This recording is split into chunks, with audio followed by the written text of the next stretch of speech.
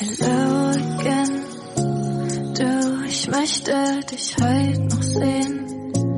Ich will dir gegenüberstehen.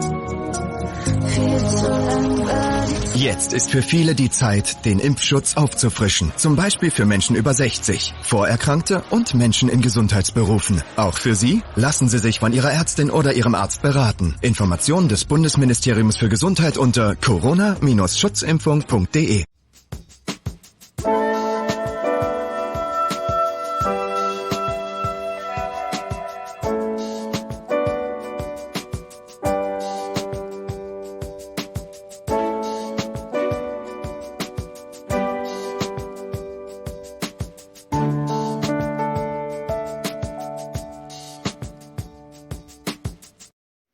Hey everyone, good to be back.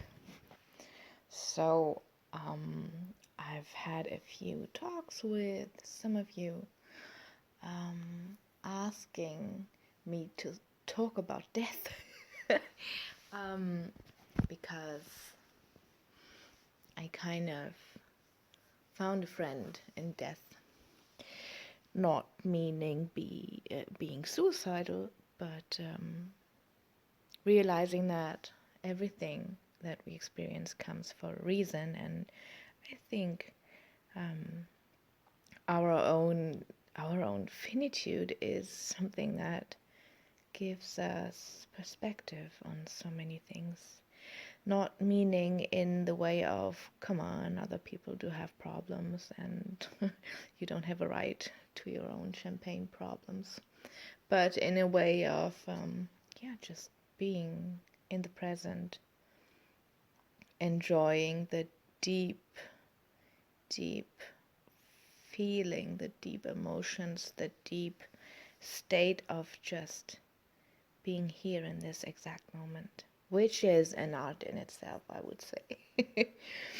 This is the first time in my English podcast that I don't really have notes, so you will hear me speaking very freely, which in my German podcast is how I started it, because I wanted to have podcasts like this, and there come my gremlins saying, if you're gonna do this in English, you should take notes before, because you're not so safe in this language, which is bullshit. I tell myself the same bullshit stories that you tell yourself, so yeah. I just wanna like, with this podcast, I wanna merge into my energy, my pure me, being okay, making mistakes, not finding the words, not having a dictionary nearby or something. So yeah, this is me not putting my self-worth on the table, whether I fail in finding the right words or not. So yeah.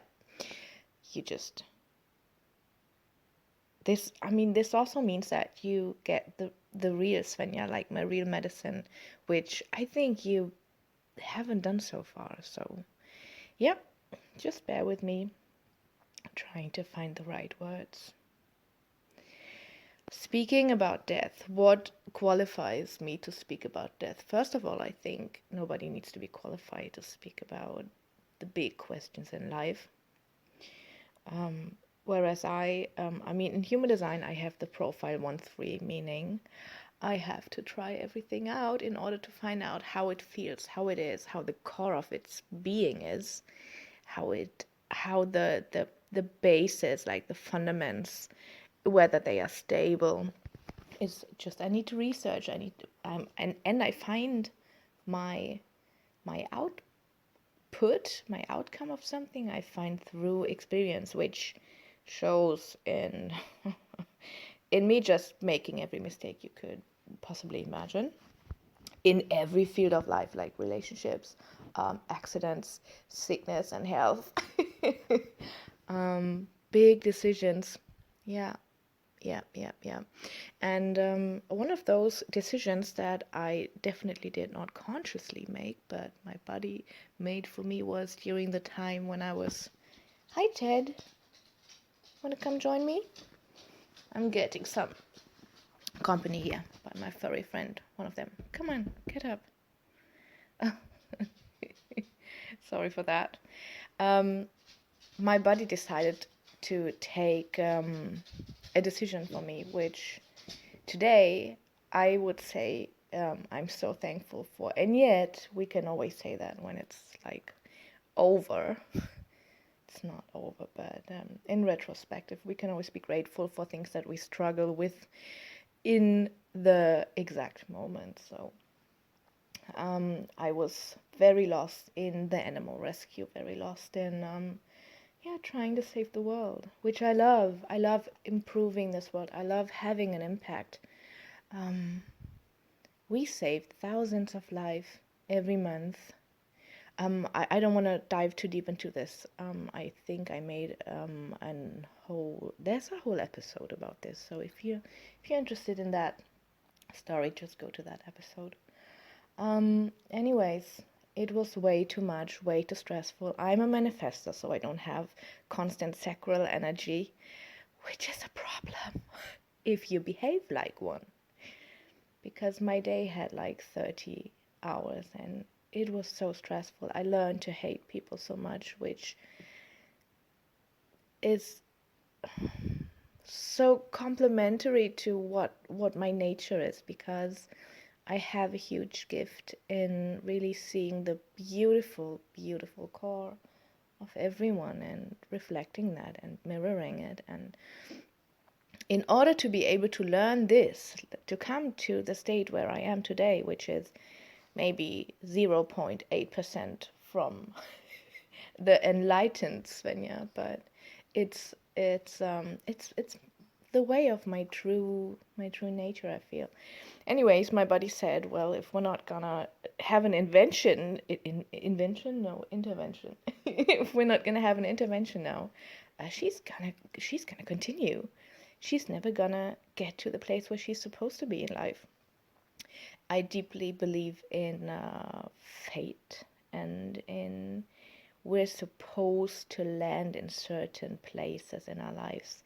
And I think that the ways we get there are can be very can be chosen by you, can be bless you, baby. What's up? You're trying to sabotage me. I said I'm gonna be okay with every mistake and everything that happens during this episode, and you come by and sneeze into my mic. Thank you so much for that. That's why I love you. There are many ways to get to the places where we're supposed to be during our life. That's what I wanted to say. And yet, sometimes I think we need a little push. And in my very personal situation, the push needed to be like into the mud hole. So that I would, because I'm a stubborn person, if I know what I want to do, I'm going to do it. You won't stop. I'm a manifestor. You won't stop me. You won't cut my freedom off. Yeah, that's a problem though. So liver failure was not it didn't stop me. Didn't stop me. Give me the antibiotics. Give me 4 days off and I'm going to be just fine. Yeah, so that happened twice. And the third time, because I didn't change anything, like I didn't reduce stress, I moved, I bought this huge farm I live on my own, with my dogs, and my 2 cats, and a lot of pets, and and birds, and even storks. God save me from them, seriously. Who invented storks? They're like the creepiest things ever. Anyways, this wasn't enough to stop me from harming myself and from forgetting myself over the pain of others. So I would always choose to save other lives rather than my own. And my body said, or my soul said, whoever said, there's going to be an ending to this now. So we're just going to give you this stop, full stop. It's not going to be just a stop. It's going to be a full stop, period. So yeah, I had to die. My liver failed, my kidneys failed, and then my heart stopped because I didn't notice that my liver failed and my kidneys failed. I mean, I was just lying in my bed thinking, you don't die from the flu or from a cold, which in retrospective I would say is not true, because I did. I did die, yes. My heart stopped in on the way to the hospital. And there was some reanimation going on. And do you say reanimation? I do hope so. You know what I mean, like somebody jumped on my chest. This happened twice, and I can tell you that if I'd have to name the deepest moment in my life, it would probably be this one, because some part of me had also always wished for feeling this depth and this meaning and this pure being in life. So I think there are certain components that just pull this experience to me, because yeah, I'm a feeler. Can you say that? I'm a feeler. I need to feel things in order to process them and to learn, to grow, to experience life. Anyways, when I was dead, like my heart wasn't beating anymore, it couldn't have been more peaceful. I realized that I was standing in front of this curtain, looked like a gray curtain, and I knew exactly if I was gonna go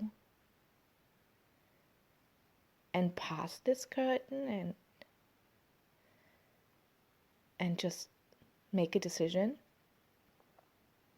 then this small ego run life, this with all those struggles and all those flaws I feel I have and the world have in this, I have a lot of veg mats. This tiny me that would just disappear, and I would go back to a place that's just so easy and light and logic. I love things being explained to me. I would just step out of this small human being experience and go back into a pool of pure bliss. And at the same time, I realized I wasn't ready. I hadn't finished. And I also got a glimpse of the moment before I was born, like the unlimited joy of my soul saying, "Oh my God, this is gonna be such an awesome life." I mean, we've had disaster, we've had war, we've had being burned, we've had so many things that meant so much pain, because I think the soul doesn't judge into painful or joyful experience. It just chooses experience. That's why we're here. It's one of my deepest beliefs. And this life is all about balancing it and finding the pure joy of just self-experiencing. And that's the moment I came back. I don't know if I smiled. I was hallucinating afterwards because my body was so poisoned by because my kidneys didn't work and my blood wasn't cleaned. And then you have all those toxins in your body. So I was poisoned. I was hallucinating. Weird stuff that I really it's also kind of, it's a shame story. I'm gonna share this story with you one day, just to get it out of me and just to realize I'm not alone in my shame stories. But yeah, I came back and I realized, wow, so I decided to live. And in order to live, I have to make some bigger decisions. And that's what I did. And death for me was, I think it sounds so cheeky saying that was the wake-up call, but it really was. This one and the next 2 episodes where the same thing happened, because I got misdiagnosed. There was nobody really knew. And I mean, I'm in Germany. We have like the hottest shit in doctors here. So nothing came up. Something came up. They misdiagnosed me. I got a med that was 1 liter was like 70,000 euros. Oh, we're covered with insurance. So you have to have health care. You can't be without insurance. So no problem. But then again, wow. My hair started falling off, and that was like the worst part. I was okay with all that, like, I don't know, all those things that you go through when you have like organ failure, but my hair falling out, seriously, come on, that's not okay. Anyways, I started to think about the things in my life and what do I want to finish if there's not going to be an ending to this, because very soon we realized, nope, the meds are not working. The next episode came like 3 months later. I had multiple organ failure in 2018, 3 times in a 3 months distance. So it didn't work. I had to change something, and it's so good. It's sorry for that. It's so good that I had to change something, because come on, give me the meds and I'm just going to continue. I'm just going to use more pressure to live up to my own standards. So this really needed to stop me. So I started to think, okay, well, the next episode, because come on, coming from kidney failure means it's never sure whether they start working again. So I thought, okay, well, if maybe next time I'm gonna die and they can't do anything anymore, what would I regret not having done? Like, and you don't have to get sick for that. I mean, you can be driven over by a bus tomorrow. So what would you regret not having said? I can strongly recommend writing letters to the ones you love, because I know how hard it is coming from a point where you don't really speak about it. There are still so many people saying we don't do feelings in our family, and that's reality. But the feelings are there, even if you're not talking about them, and it's so important to have them out of your system. I wrote letters, and in case of me dying, which is more probable in my case than in others, I'm having them sent to my family. So, and I wrote down everything, literally everything, that I always wanted to say. And I couldn't. Those are things that I can't say until today, because there's a big part of me that's still so hurt. Things that happened. Yeah. So this is one advice that I can give you. And that will kind of make you be more okay with your own ending, because, babe, it's gonna come.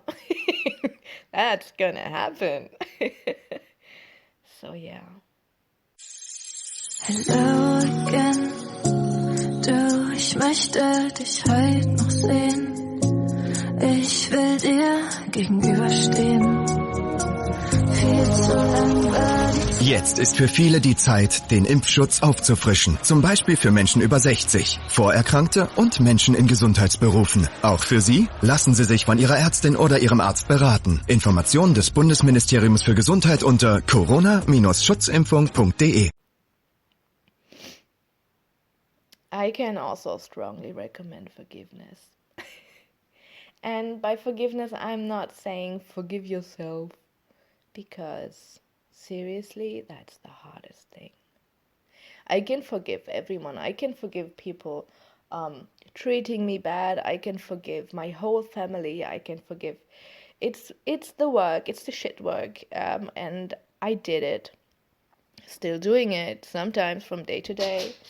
Right now, having such a hard period. Oh my God. If you give all those feelings and emotions room, they are going to come when you invite them. So that's what I did these days. Anyways, I manage to forgive everyone to do the work, but forgiving myself for all my mistakes, for all the things I'm not, for not living up to my own expectations, for hurting other people, for being a crappy dog mom, all those gremlins that speak so loud in our heads, and we all have them. Forgiving yourself and realizing that you're not guilty, whatever you did, you're innocent. It's such a big thing. It's such a big thing. And doing this work, like the intention of being okay with dying, like the intention of developing a way of life, a skill set to be more and more okay with leaving the ones you love and being left by the ones you love. And finding this trust in the universe just gives you so much peace. If you have control issues, like I do, I would, I'd so love to say like I did, but seriously, I invented control. I am control. So yeah, this is my biggest reward. Finding peace with being okay with relax. There's nothing under control in this universe, and if you invite the miracles and everything that you wish for, that you desire for in life, if you invite everything, you need to let go of control, because control is sitting everywhere. It's gonna say no to anything that's about to change in your life, that you want to have changed in your life. It's just not gonna happen, because you don't know what's gonna happen, and control says no. So yeah, this may be a very rewarding journey for you as well. So I covered the forgiveness, the forgiving people around you. I use the Ho'oponopono. I don't know if you know it. You should definitely Google it if you don't know it. And maybe I'm just gonna do a meditation on it and just upload it here so you can start your own journey with it. I said, I talked about the letters, which are a beautiful idea. Talking about the Ho'oponopono again, I think it's so important to realize that if you don't forgive people, forgiving doesn't mean that you're okay with what they did. It's not the idea to say you were right in acting like that, but it's the idea to say, I accept that this happened, because if I don't, I'm gonna spend the rest of my life being angry about it. Not forgiving means mixing poison every day for someone else and then drinking it yourself. That's what not forgiveness is about. Not for unforgiveness. Whatever. Yeah. So make a decision. Seriously. And if that's like, no, she's a bitch, I won't forgive that one. So that's fine. I mean, just it's your decision. Everybody, every single person is entitled to their own unhappiness. And that's, I don't mean this ironically or sarcastically or whatever. I mean it. You are entitled to your own unhappiness. And you choose. Every day you wake up and choose. Being okay with death also means realizing and recognizing and accepting that you are a being with a soul and an ego. I love how like the first steps into personal development and getting your brain noise to stop. I love how these tools, how effectively they work when you get into them. Like when you have your practice and you just sit down every day and just do it every day. I think it can really calm you down and release you from your anxiety, and at the same time I think it's trying to get rid of what was given to us. And by that, I don't mean the brain noise. I don't mean the thoughts. I mean the feelings.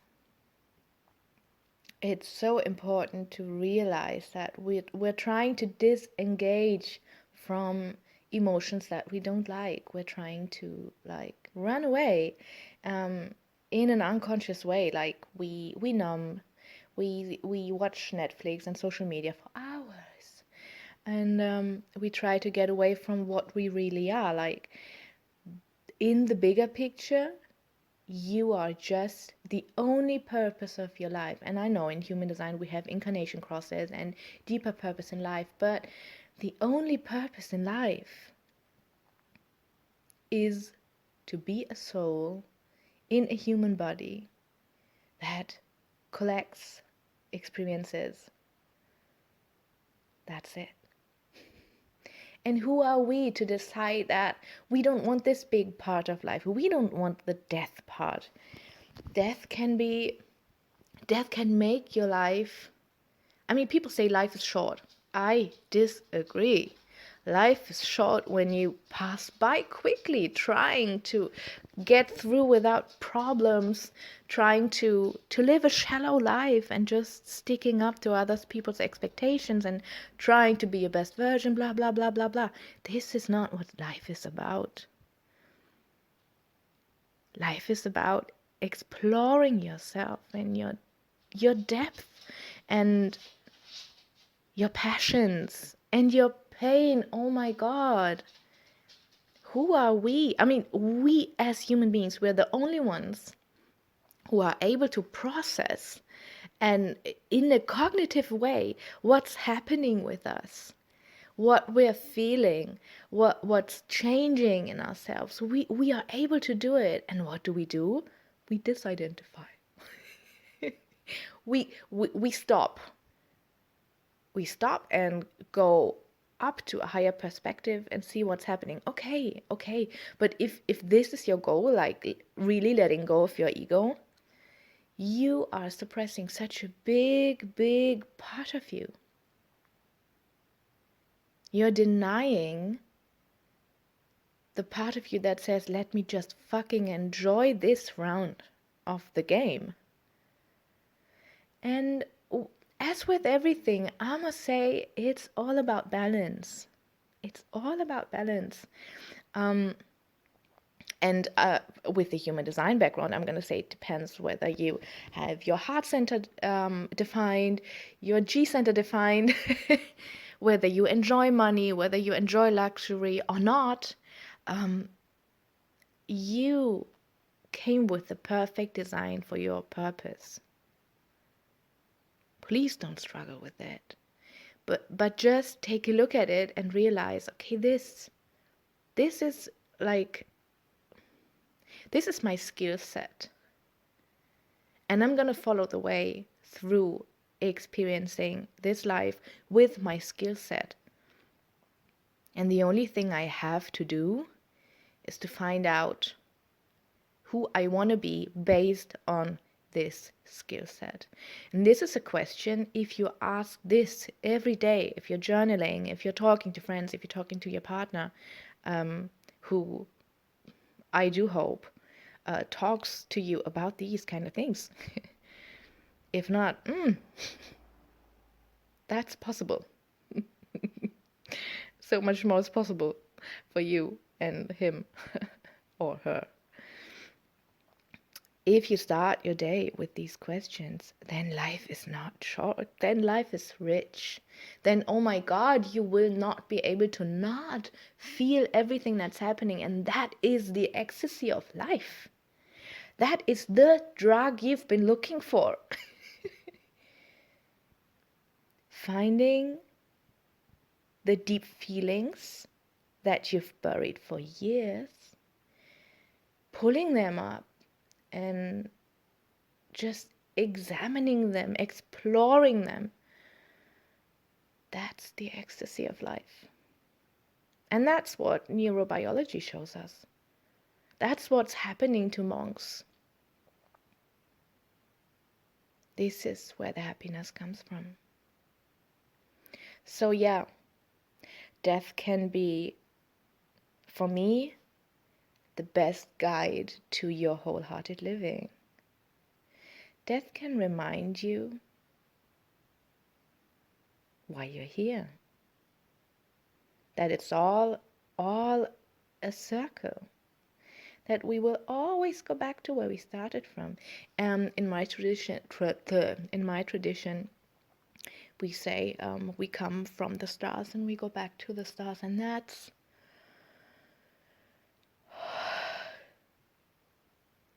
that sentence just kills me every time I say it. I'm a sane person.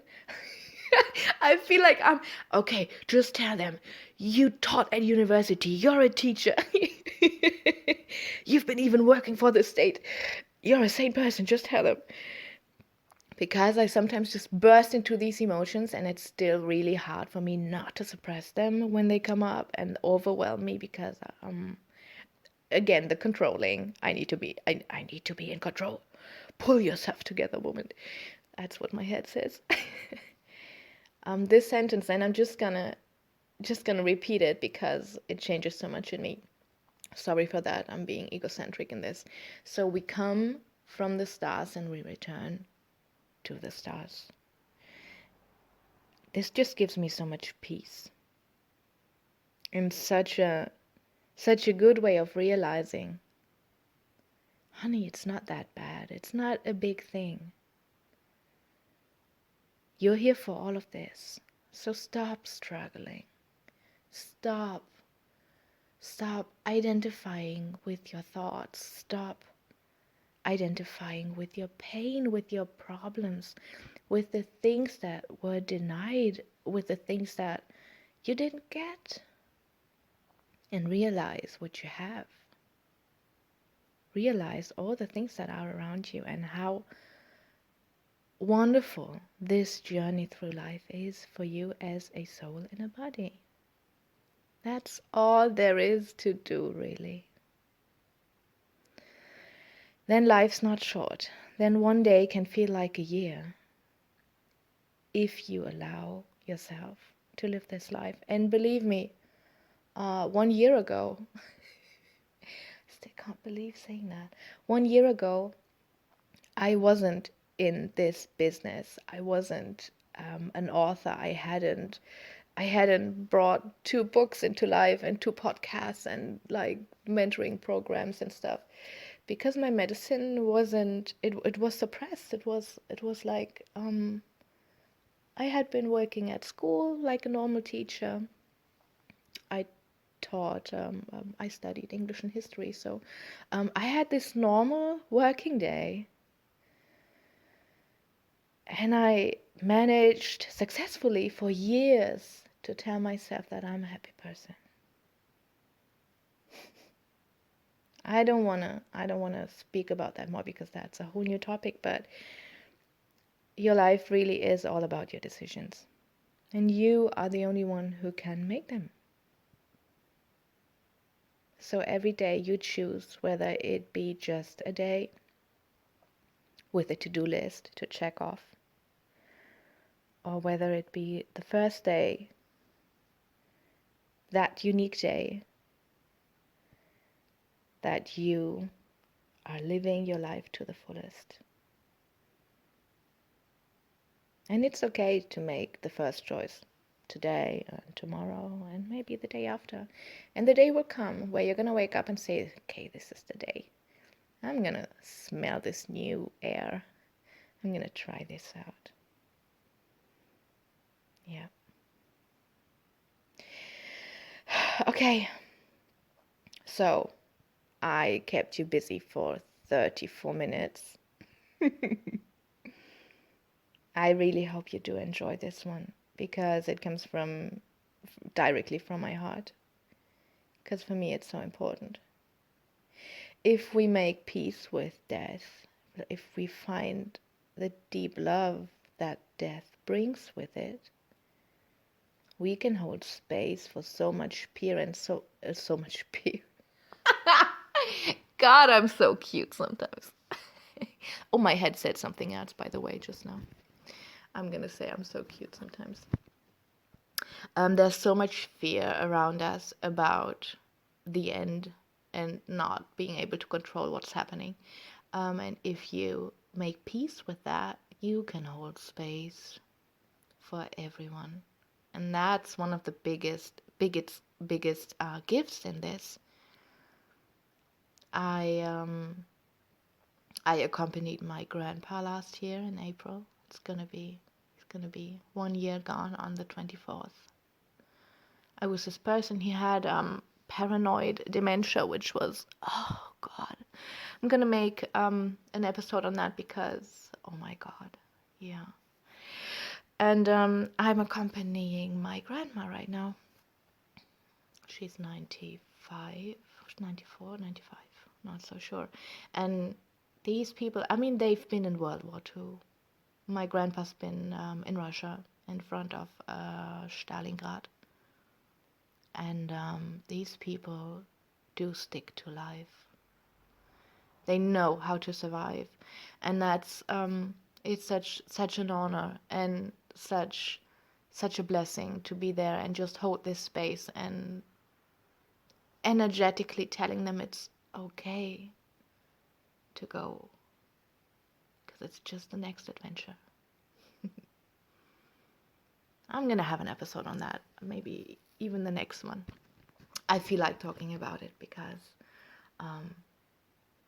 apparently I need to process a few things too, and I think my medicine is always like I speak about what I experience in life and my feelings towards it and my learnings from it, and that somehow just seems in a magical way to heal and to inspire people, which I still can't believe because it's just tiny me. Yeah. Okay, you have a great day. I do hope I gave you some ideas how to approach death in a new way maybe. And I'm trying to not like be all over myself with the wrong words I use and the wrong grammar and stuff. It's the perfectionist in me just tries to avoid judgment, and that's okay. It's fine. It's part of the human experience.